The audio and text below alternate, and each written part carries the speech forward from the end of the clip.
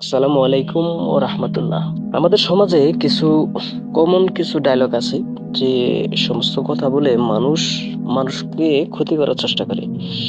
আজকে এমন একটি বিষয় নিয়ে আপনাদের সামনে আলোচনা করব।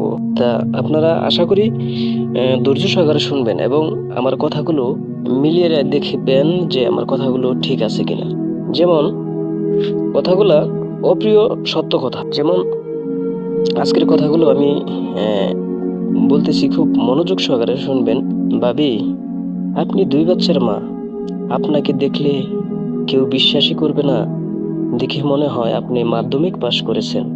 সিরিয়াসলি ম্যাডাম, একটা কথা বলবো। অনেকদিন থেকে ভাবছি, কিন্তু বলবো বলবো করে বলা হচ্ছে না। আপনি এমনিতেই সুন্দর, কিন্তু নাকের পাশে তিলটা আপনাকে একদম পরি বানিয়ে দিয়েছে। এত সুন্দর, জাস্ট অসাধারণ লাগে। মন খারাপ কেন ভাবি? ঝগড়া টগড়া করলো নাকি? আপনার মতো এরকম একটা মানুষের সাথে ঝগড়া করা যায়?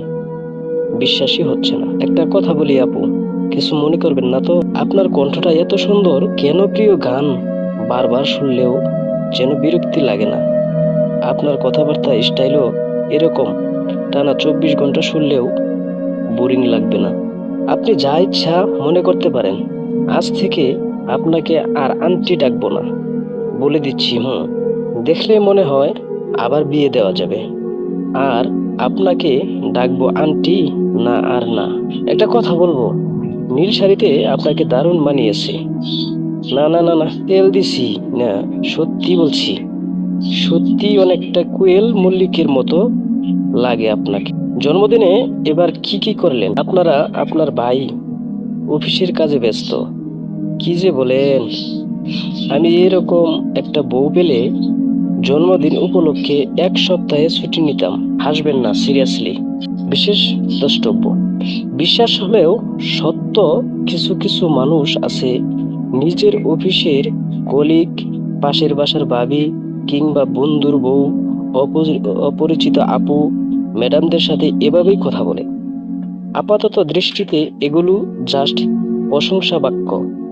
এর গভীরে যে কত বড় লম্পট আর অসৎ কামনা লুকিয়ে আছে, খেয়াল না করলে বোঝার উপায় নেই। যারা এগুলো করে, এরা কিন্তু ফাঁদে ফেলার জন্যই করে। এদের স্বভাবই হলো প্লট করে নিজের বসে আনা। খুবই স্মার্ট, সুদর্শন পুরুষ দেখলে কিছু কিছু ক্ষেত্রে মহিলারাও এরকম প্লট করে। সে সংখ্যাটাও কম না। যে মহিলা জীবনে কোনোদিন স্বামীর বিকল্প স্বপ্নেও কল্পনাও করেননি। মাঝে মাঝে ঝগড়া হয়, কিন্তু স্বামীকে অনেক ভালোবাসে। পরপুরুষের মুখে নিজের এত সুন্দর প্রশংসা শুনে আমি হলে পায়ের কাছে পড়ে থাকতাম। কথাটা শুনে সেই মহিলাও ভাবেন, এই স্বামী আমাকে বঞ্চিত করেছে। নিশ্চয়ই আমি আরো ভালো কিছু আশা করি। যে মহিলা একটা সুখের সংসারে আছেন, বাচ্চা নিয়ে স্বামী স্ত্রী ব্যস্ততার মাঝে কোনো কিছুর অভাবী বোধ করেন না, সেই মহিলাও যখন বাহিরের কারো কাছে নিজের কপালের তিলের এত প্রশংসা শোনেন, তখন তার মনে হতে পারে, এর সাথে এতদিন সংসার করলাম, ও তো একটা দিনের জন্য এভাবে আমার সৌন্দর্যের প্রশংসা করলো না। নিজের বয়সের ব্যাপারে বাহিরের পুরুষের প্রশংসা শুনে মহিলা বারবার আয়নার সামনে নিজের চেহারা দেখেন, ভাবতে থাকেন, হ্যাঁ, আমি তো সুন্দরী, আর এই পুরুষটাই আমার এই সৌন্দর্যের মূল্যায়ন করলো। এভাবেই শুরু হয় পৃথিবীর নিকৃষ্টতম সম্পর্ক। তথা কথিত একটা ইনোসেন্ট প্রশংসা এই ধ্বংস করে দিতে পারে একটা মানুষকে, একটা পরিবারকে। এটা ভাবার কোনো কারণ নাই যে যারা ভাবিরার প্রশংসা করছে এরা ফ্রি মাইন্ড, এ ইনোসেন্ট, মন নিয়ে করছে না।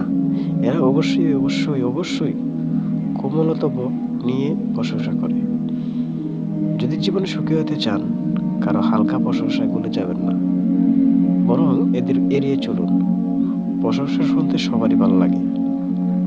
অ্যাভয়েড না করলে ধীরে ধীরে এদের ফাঁদে একদিন পড়বেন।